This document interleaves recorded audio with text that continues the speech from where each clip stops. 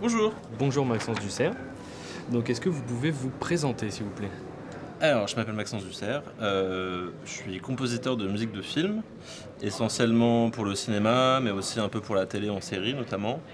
Je fais aussi un petit peu de publicité, un peu de documentaire, un petit peu de film d'animation, un petit peu de tout, mais je viens quand même initialement du cinéma, de par ma formation, puisque j'ai fait une école de cinéma qui s'appelle la FEMIS, mais en son, donc pas du tout en musique, et après j'ai dérivé vers la musique de film.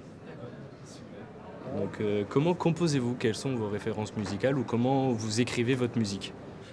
Aujourd'hui, concrètement, la composition, ça se fait, en tout cas pour moi, ça se fait beaucoup sur clavier, de manière numérique, où on a quand même accès aujourd'hui à toute une palette d'instruments virtuels qui est de très bonne qualité, dans lequel on peut se projeter assez facilement.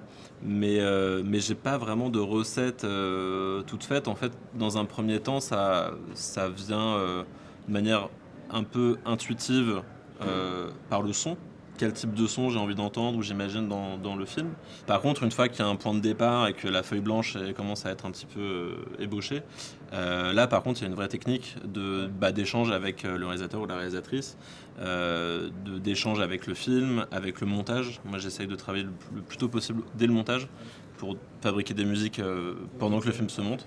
Quel est le rôle pour vous de la musique dans un film et quel est le rôle du silence aussi dans une musique de film?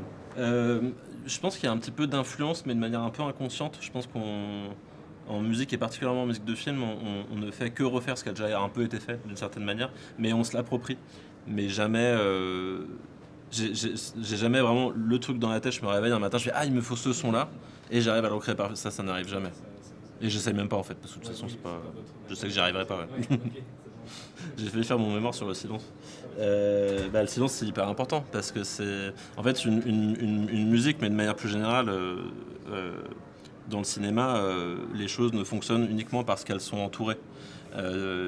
Par exemple, en termes d'image, une image très vive marchera différemment si juste après il y a une image très sombre ou l'inverse. C'est un peu l'effet Kuleshov, quoi.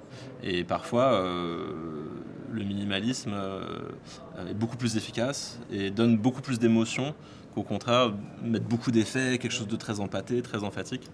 Voilà. Mais c'est quelque chose le silence est quelque chose que je pratique avec plaisir. Donc comment dans le film Love Me Tender que vous avez présenté au MCM, vous traduisez la musique comme une distance entre la mère et le reste du monde et l'enfant? Alors entre la mère et le fils, je saurais pas dire. Par contre, entre la mère et le monde, ça a été un peu l'enjeu de la musique justement. Ouais, et en fait, dans le personnage de Clémence, donc qui est incarné par Vicky Krieps dans Love Me Tender, cette femme a l'intelligence, malgré les événements qui lui arrivent, a l'intelligence de garder son calme, de garder son sang-froid, de garder le silence quand il le faut, parce qu'elle sait que de toute façon ça se retournera contre elle.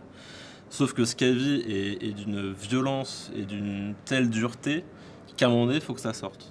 Et du coup on s'est dit avec Anna Cazenave-Campbell, la réalisatrice, que la musique pouvait prendre cette place-là. Pouvait justement à un moment donné donner l'espèce de voix, de cri que Clémence devrait produire, mais qu'elle ne produit pas parce que justement elle sait que ça peut